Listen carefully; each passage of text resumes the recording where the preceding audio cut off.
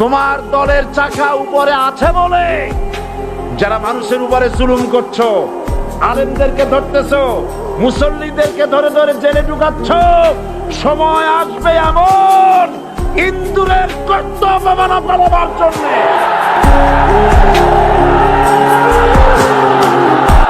কান খুলে শুনে রাখো, আর একটা বোমা যদি নিক্ষেপ করা হয় আফগানিস্তানের মাটিতে, আর একজন মুসলমানের গায়ে তোমাদের কালো হাত, অপবিত্র হাত যদি ওঠে, সেই হাত মুসলমানেরা ভেঙে গুড়িয়ে দেবে।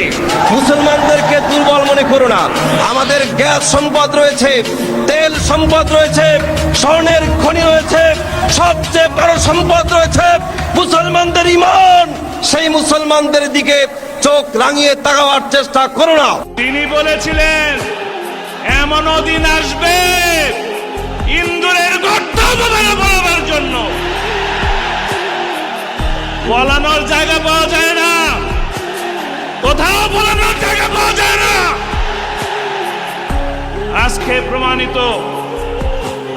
প্রমাণিত কোরআনের সাথে থাকলে সম্মান পাওয়া যায়, কোরআনের বিপক্ষে থাকলে মাটিতে জায়গা পাওয়া যায় না।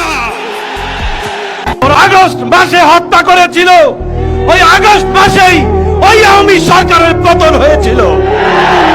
সম্মানিত ভাইরা, বাংলাদেশ থেকে ইসলামকে নিশ্চিহ্ন করা যাবে না, জামাত ইসলামীকে নিশ্চিহ্ন করা যাবে না, বরং জামাত শিবিরকে যারা নিষিদ্ধ করতে আসবে ওরাই চিরতরে হারিয়ে যাবে।